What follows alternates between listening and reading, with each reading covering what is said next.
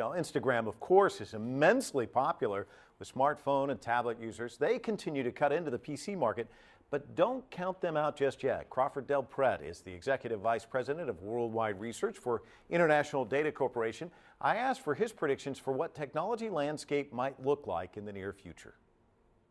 We do expect that you will start to see the market slowly recover, and we expect growth of about 2.8% next year in unit terms for the PC market. So certainly not the kind of growth we've seen in the past for PCs, but we do see a stabilization coming. A lot of people are saying, hey, is the PC going to go the route of the 8-track?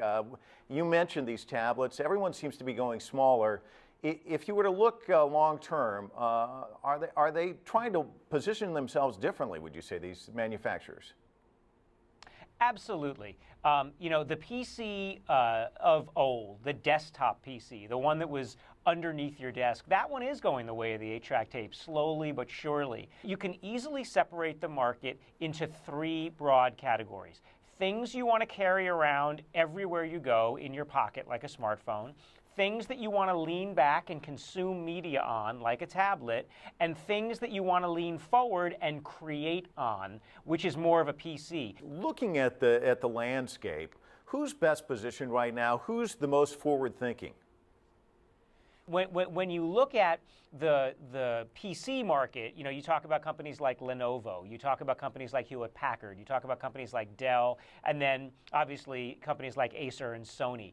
When you look at that group of companies, you have to really respect volume because it's a scale business. This is a business where you have to get your component costs as low as possible. When they can get the right designs, they can move those through their efficient production systems and be able to get very, very low bill of materials. The other way to look at the market is kind of the smart connected device market. And that's where you kind of ball up smartphones and tablets and PCs all together. So again, what you find is that when you start balling all these gadgets together that we tend to carry around, which is really dictating kind of the future of the connected device world, companies like Samsung and Apple jump to the top of the list in terms of market share.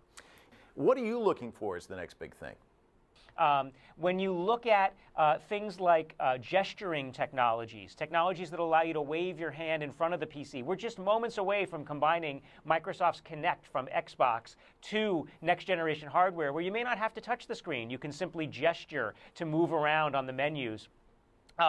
As well, the idea of bringing context and location, things that you're seeing with Google Glass, the idea of my physical proximity, I can start laying a virtual world on top of the physical world that I'm in. We're starting to see that in cameras where you can hold up your camera. Nokia has this application now. You can hold up your camera, look down the street, and literally see coffee shops and restaurants pop up on the screen in front of you as you're looking through the rangefinder. So those are the kinds of trends that we look at to see how things will transform. And make no mistake, the PC has a long-term role, but the physical PC today, that is going to change dramatically in the future.